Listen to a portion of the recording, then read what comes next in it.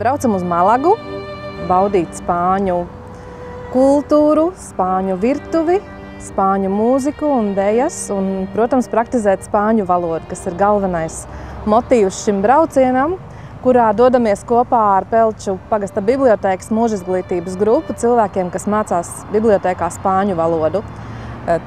Ir cilvēki, kas mācās jau 2 gadus, un ir arī tādi, kas sākuši ir pagājušajā mācību gadā, tā kā šī grupa mums ir jaukta un visi draudzīgi kopā tagad dodamies uz Spāniju. Publiskā bibliotēka, sevišķi, ja tā atrodas laukos, ir kaut kas vairāk nekā bibliotēka. Mana vīzija par bibliotēku ir tā, ka bibliotēka ir kā kultūras un kā izglītības centrs. Un Pelču bibliotēkas gadījumā tas tiešām tā arī notiek, jo es tā arī jūtos, ka bibliotēka ir vieta, uz kuru ļaudis nāk izglītoties.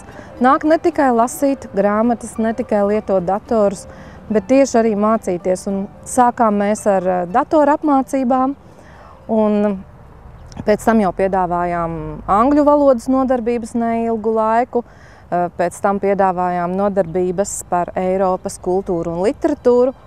Un pirms 2 gadiem uzsākām nodarbības spāņu valodā, kas, protams, tā notiek tāpēc, ka es esmu spāņu valodas entuziaste un tāpēc, ka man ļoti patīk spāņu valoda. Un es pat neticēju, ka būs tāda atsaucība tam, ka es piedāvāšu spāņu valodas nodarbības, bet tur jau ir arī tas viņu sapnis, tas, ka viņiem patīk.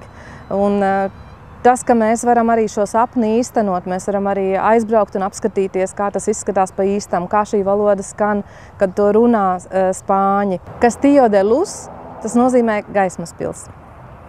Kā es mēdzu teikt, bibliotekāra darbs ir viss patīkamākais, viss nestresainākais darbs, jo tajā tu dāvini, tu vari visu laiku dāvināt. Un tev nekas nav jāpārdod, ja, jo tu tikai dāvini, tu cilvēkiem dod iespēju lasīt, tu cilvēkiem dod iespēju izglītoties, un tu cilvēkiem dod iespēju socializēties, draudzēties, nākt kopā, runāties. Un tā patīkamā sajūta, tā ir tā dāvināšanas sajūta, un, protams, ļoti par to jūtos laimīgi, un tas ir tas, kas man dod enerģiju.